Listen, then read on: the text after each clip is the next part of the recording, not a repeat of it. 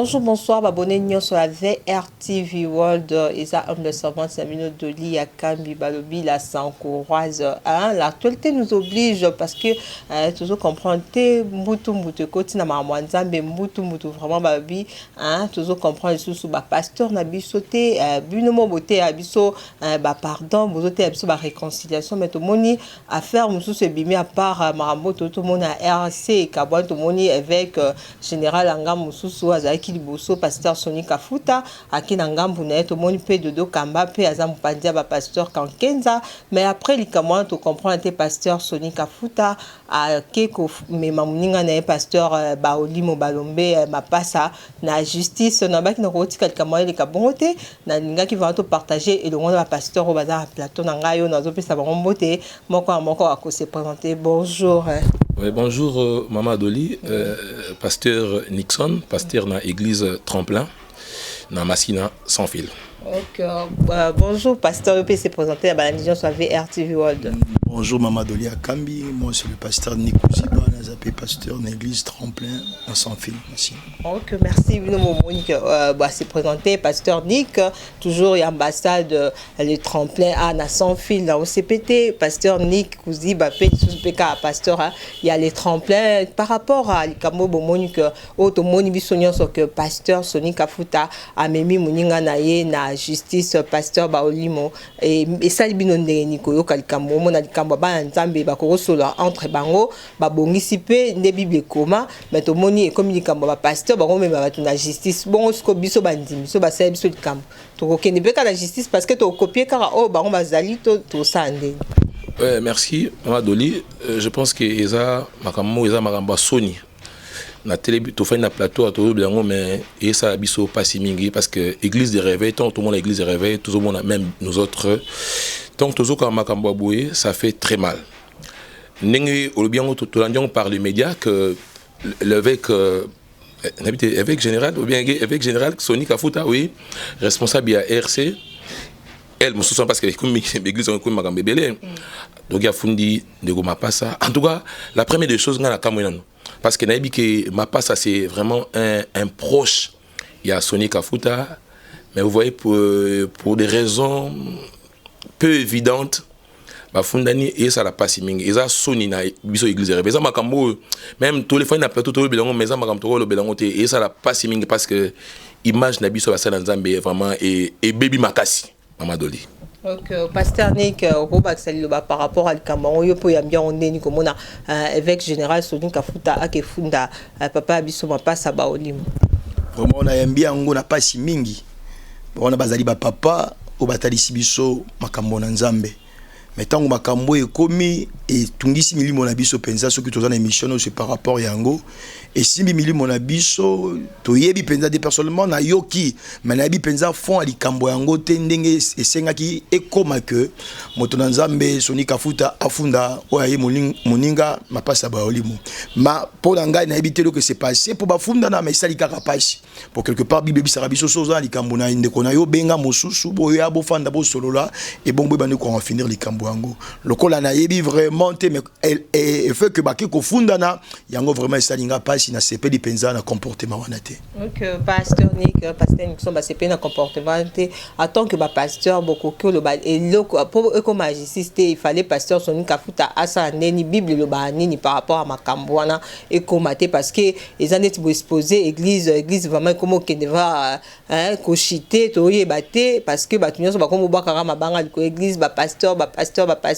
ce qu'il fallait pas la qui ça vraiment nani ba bimsa caractère wana ba bingoni nako ba nini kiminga kutu ba ko bimsa likamba bon polé te fait ba bon ça entre bango bible le binini par rapport à likambo so za problème ninga non attend que musa nzambo mais on a justice to koko ça ni pour ba nzambe ba comprendre lo nini pasteur Sony Kafuta il fallait ça là pour comme la justice te ata papa biso ba oni mo ça qui m'a bien. Voilà, donc, l'idée Tobi, fond y a l'Ikambu, Tobi Nanté, mais seulement que, en tant que Banandam, tu as tenu à respecter certains principes ou les bibliques. Je ne pense pas que, qu'au fond d'un ce qui est vrai, ils ont un rapport avec fond y a Magamonanzambe. Je ne pense pas. Surtout l'année le plus, ils ont Magamo, il y a intérêt. intérêt plus personnel. Parce que ceux qui sont en rapport avec Mme Nzambe, je pense que Baza, vieux, Baza, grand, déjà, Baza, tout au relaxation évangile, mais seulement que ce Hollandais, plus au fond, au monde, il y a plus, il y a intérêt. Donc, l'église des réveils, il y a pourquoi?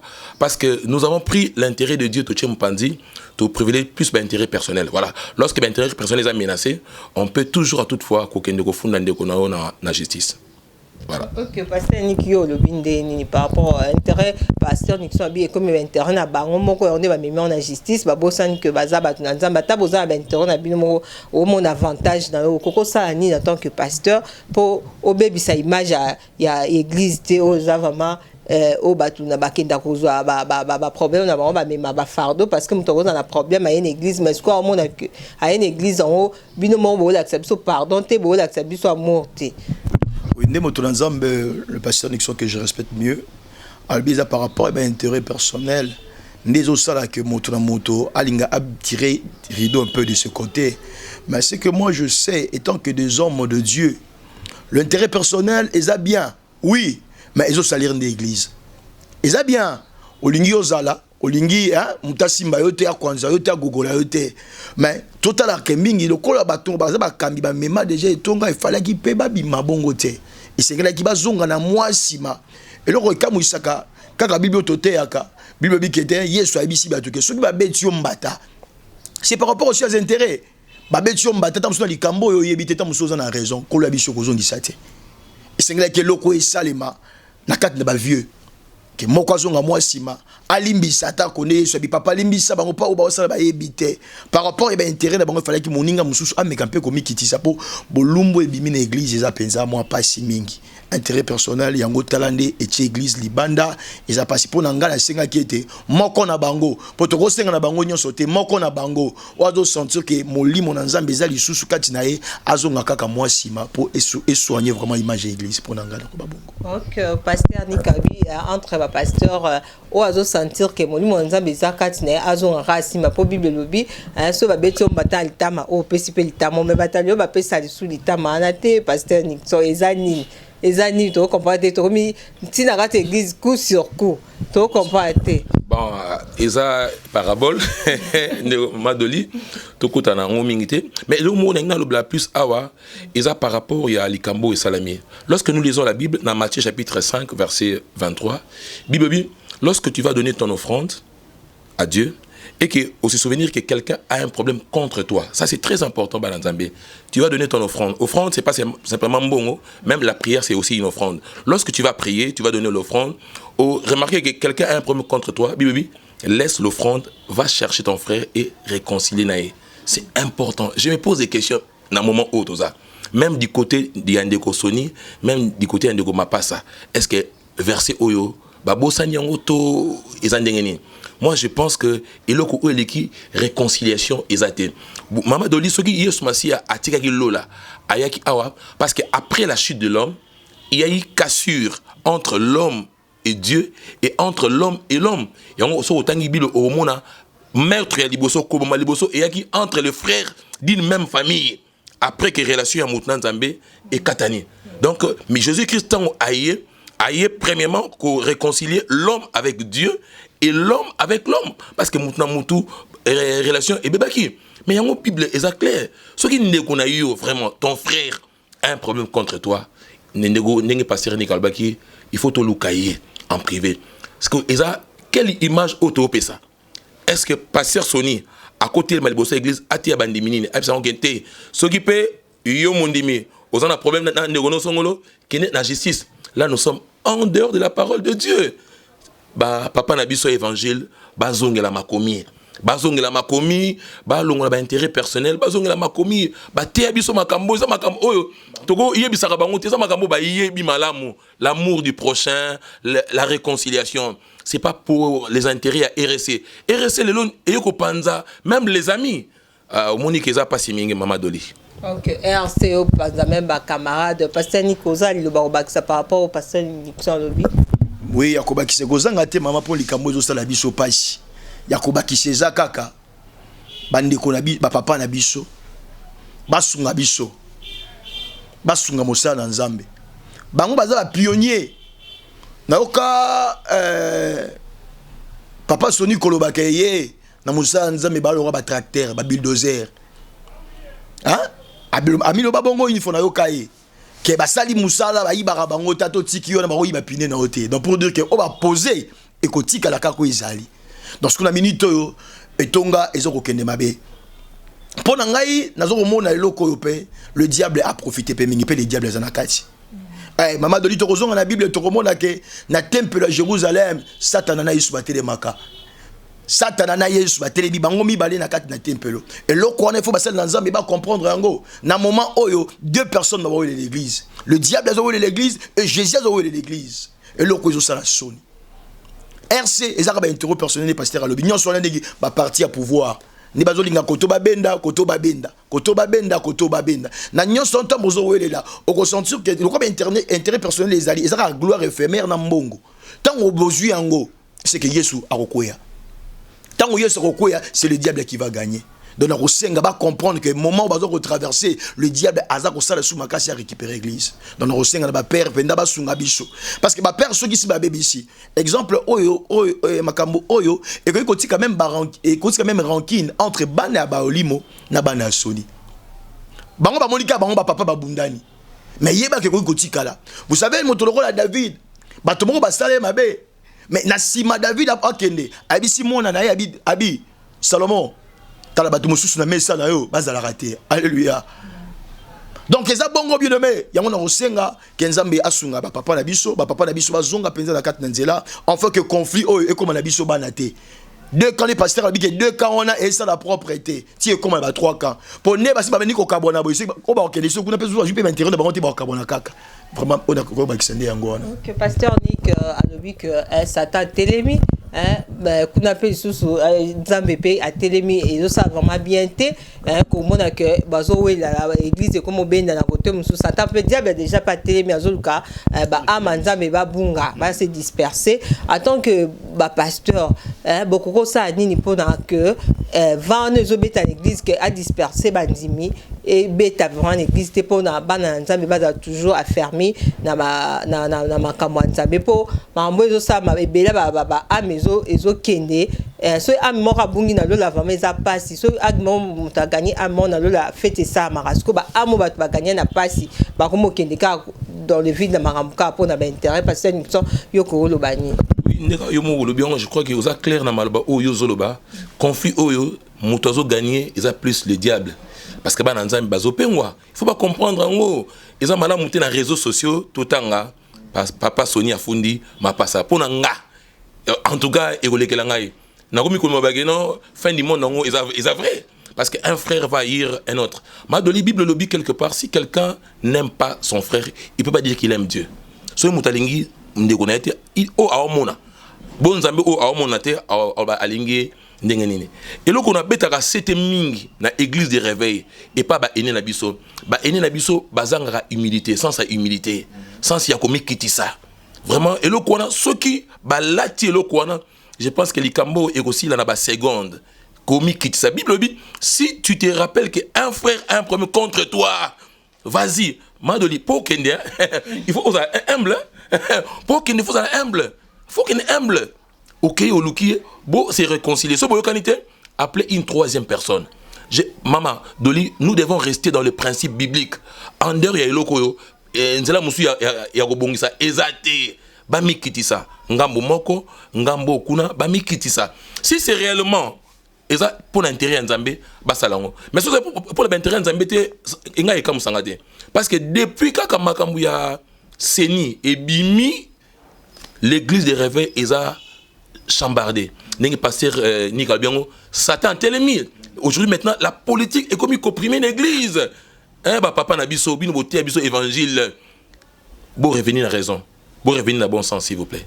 Ok, pasteur, nous sommes pasteur, on a besoin de revenir dans le bon sens parce que les autres ça va pas si les autres comme ça va Dimitri triste parce que Saint-Esprit peut hasard triste parce que bon on peut tant soit au sambe la te bon quand temps distraction au fond d'abaninga ko soit na ko la intérêt na yo moko ce que pasteur Nick non qui non pas na yo pour la jeunesse aux mata au bon remplacer on peut bautika éternel maté ba comme OK ne bazo lemba liwa pe ya ka to boité que bazaba to ku fati ba ku fakaka mais ba jeune bazoya exemple ba koko ça nini po ba ko ya susu na shit ya ba papa na biso ba ko ite ba emporter na polémique te ya ba politique pété na mambo ba intérêt na ba ngomo ba va emporter na ba intérêt na ba ngomo te.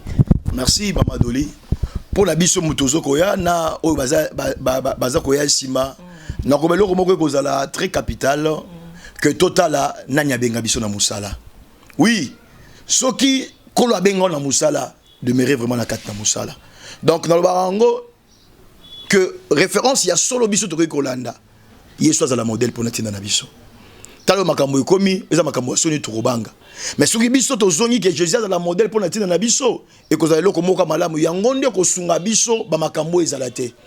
Donc soki Jésus azala modèle pour natina na biso, ne pasteur abi sur l'humilité, sur le pardon. Jésus soki azala modèle pour na biso, je crois que biso botoya na sima ko remplacer ba papa to kuta na problème oté. Mais soki ba intérêt personnel, soki ba mituka, soki ba positionnement, soki ba grandeur y église, soki ba grandeur y ba voyage, ba quantité ba voyage ne kozala ba référence pour natina na biso, lobi to sombre kaka na même problème.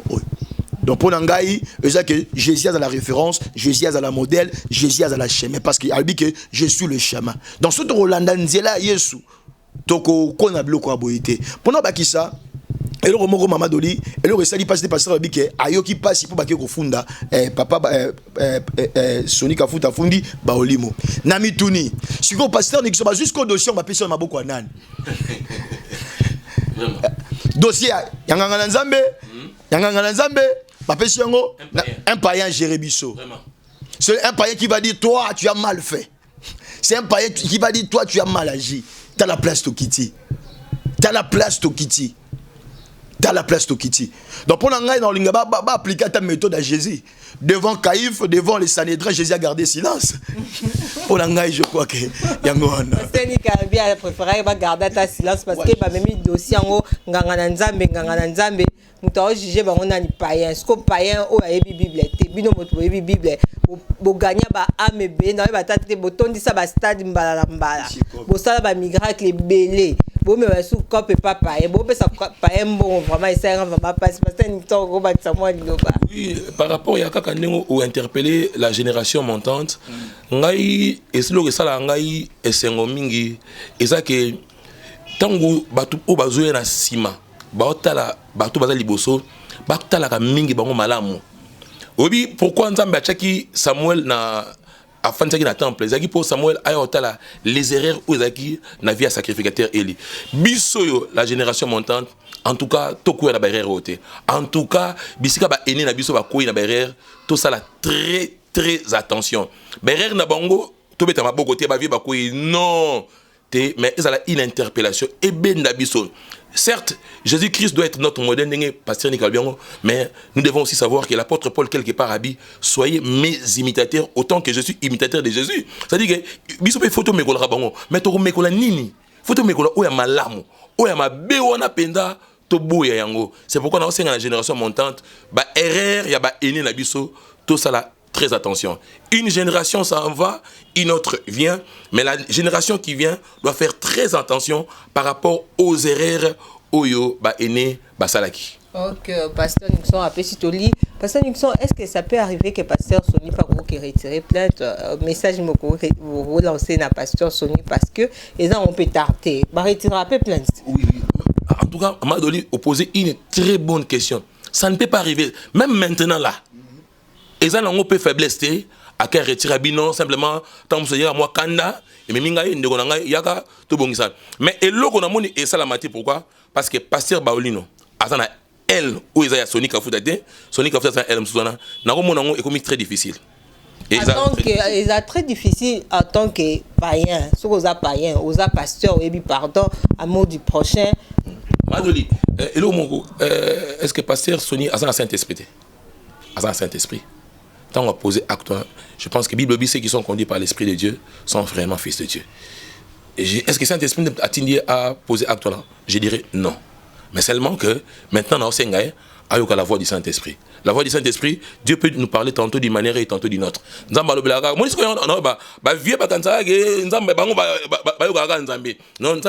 travers nous, la génération montante. S'il y a un conseil, on a coupé ça, na Papa Sony Kafuta. Papa Sony Kafuta, attends, papa, on a l'inga mingi, na landa ba matia na mingi. C'est un homme très sage. Na boania oya zaranongo. Non, c'est un boania na minute vraiment. Akende, Asunga, Azon a principe biblique, à retirer plainte s'il le faut, bah sola en aparté, dans coucou, et vous allez le mot madame Ming, yeso a gagné, et puis bah amba vous allez fortifier. Mais soit ça l'a monté, Gégé Rona et ça entre les deux camps, en tout cas, c'est le diable qui va l'emporter. Ok, pasteur Nick, je peux dire par rapport à que pasteur Sony a retiré plainte, au copier sa message à pasteur Sony Kakuta. Oui. Nako baraté na pesa et pas ga Sony Kafuta non même ba oli mo pas ko ça d'avance nandimi na ngai té na tongo bina Sony à la mugi na porte na kuti na ba oli mo télé ko benga nae nga ndimi té pe ça sous scandale makashi donc toli na ngai ke na bango nyonso mi balé ndé baza ba père bango nyonso mi balé za ba image de l'église donc bango nyonso mi balé ndé oya kondima nkolo amikumi sama oya kondima ke gloire ezonga na Jésus aluka moninga. Et dans ngambo ya Sony et dans ngambo ya Baolimo ceux qui prennent intérêt à Christ aluka moninga c'est pasteur Baolimo pas ko pas né à jour tout c'est pas pasteur Sony natango oui ba sololi oui n'a pas cette version en Matthieu 5:23 si tu donnes ton offrande et que tu te souviens que ton frère a un problème contre eux c'est pas toi qui a un problème contre lui mais si tu te souviens qu'il y a un problème contre eux voilà c'est pourquoi même appel on a lancé et ça plus d'abord non lancé pas Baolino à papa Baolino au Tiabiso na ambassade de Tremplin merveilleux message papa Sozo na message au Luka Ndego Sony Luka c'est ton frère ngana yiba message au tien église na c'est ton frère kubola ndaka ce qui se dit en entourage c'est et le comment et bon peut passer dans entourage quoi qu'entourage il y aura plus la voix du Saint-Esprit le Saint-Esprit na alobela kayo Lukai en aparté na limite et lui passer na limite a benga na yo attaquant dans za nini ça d'abord et le kwana le reste il viendra après. OK merci pasteur Oza Obaksato na moni na kataki au moins parole. Non au katenga parole terre au bakisa penze za tende tolobi kaka balukana et kosunga. Le mot pasteur qui sont là-bas qui c'est très important. Toi tu crois que Agar Kasalara Sarah Mabe il y a des choses que Sarah pas Salara Agar Mabe parce qu'elle s'appelle Moutou. Mais Dieu a dit pour l'intérêt à Ismaël, pour l'intérêt à Nkolo, Agar Yozonga, c'est un rabolimi c'est aussi manango. Donc bata la bongoté parce que ceux qui abandiment Agar pas Baga Sarah n'a pas jour on a fini Ranga Sarah peut jouer sur le bédard Mabe n'a pas ceux qui sera collaborer ba bilo nyonso collabiga Salara première pas makamonyo je suis ici là donc c'est un peu ça. OK merci vraiment pasteur Nick pasteur Nixon to comme d'akochité message ni mo lancer na peuple de Dieu na moment où église aux autres traverser ba vraiment à makasi et nous avoir un peu makasi message ni en tant que ba berger bo lancer na peuple de Dieu à travers RTV World wana moni pasteur et prophète Adolphe Kassanda kuna na États-Unis pasteur Nixon message pour le peuple de Dieu. Oui message on a lancé peuple de Dieu biloko tozo vivre lelo yo. Et ça, aussi Bible et le bas déjà. Donc, c'est l'accomplissement simplement de la parole de Dieu. Jésus a dit, lorsque vous verrez ces choses, vous verrez que mon moto est commis proche.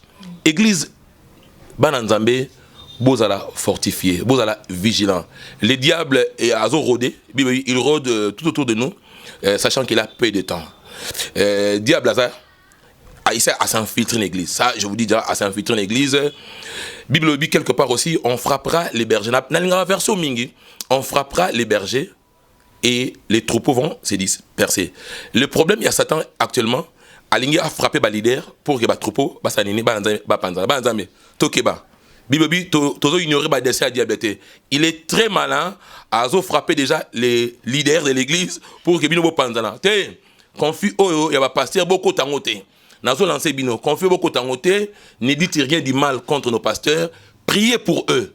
Bosambela pona bango, Bokangamana Yosmasia, Jésus c'est notre modèle par excellence. Le pasteur a coucou le Télémi. C'est son problème avec Dieu. Yota la relation aux hommes en Zambé. Sambe la pour la pasteur, Kotonga été, Kotonga été, non.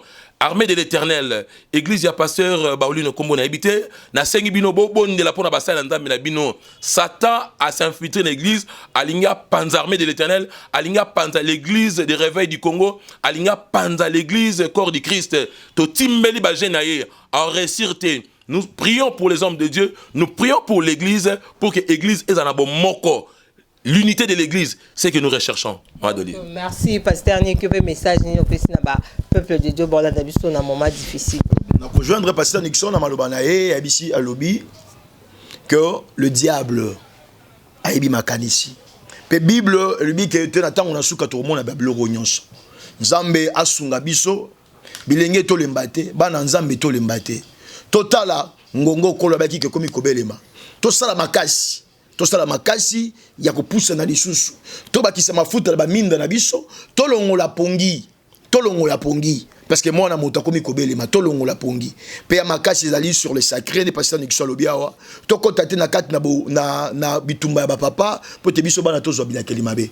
To kota na kat na bitumba wana te, comme eza makambo eza sacré, makambo eza bonganga na Nzambe, biso to zalana pour na ko accompagner, biso zalana pour na ko bondela ne ko sunga, enfin que le diable a sa place était. Bible dit que na kat na biso nde ba mabe ba kobima. Mais ceux qui ont une unité, tu as la facilité à dénicher bango, tu as la facilité à dénicher bango mupandi. De la mutu yango ba na Nzambe, tu garder l'unité dans la foi, tu garder l'amour, tu garder la persévérance, la consécration et que sunga biso enfant que Satan a la musika na biso. Merci. Donc merci pasteur Nick, pasteur Nixon, bambote na bato so balandi biso bato ba ebio, bambote ça va bien na numéro de contact na yo. Ouais, numéro de contact na c'est le plus 243 81 763 0001 plus 243 81 763 0001 Bamote na bananzambe nyonso les abonnés il y avait Vert TV World Mote na yemoko le prophète Adolphe Biska Yozali merci na opportunité au Pesibiso vraiment nous sommes là pour le makambo nzambe pour que bananzambe baza édifier bino non vous s'abonner Bokota, botondi ça s'abonner pour que chaîne OE Matalikolo. Ok, merci pasteur Nick Bambote na numéro de contact na bato so na biso.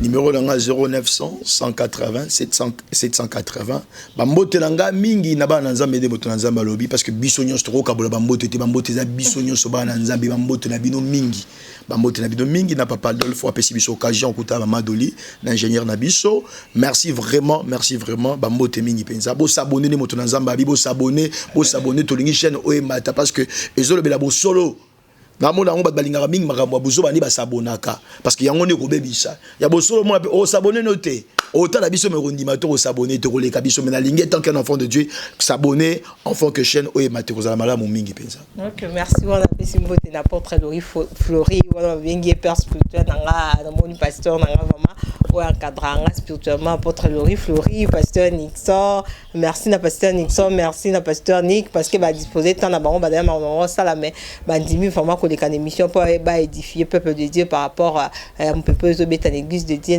Merci na prophète Adolphe Kassanda na États-Unis. Merci na bino so abonné na biso na moni José Kitoko babi trop faké mafumbe babi le prince de Sanko na Barcelone bambote belé na bosanité papa Dito na Bundes Ricardo Kalume Bundesbank babi kaminité makoleza andela bo s'abonner bokoto numéro nga contact eza plus 243 85 026 94 14 tout le monde à la prochaine numéro bye.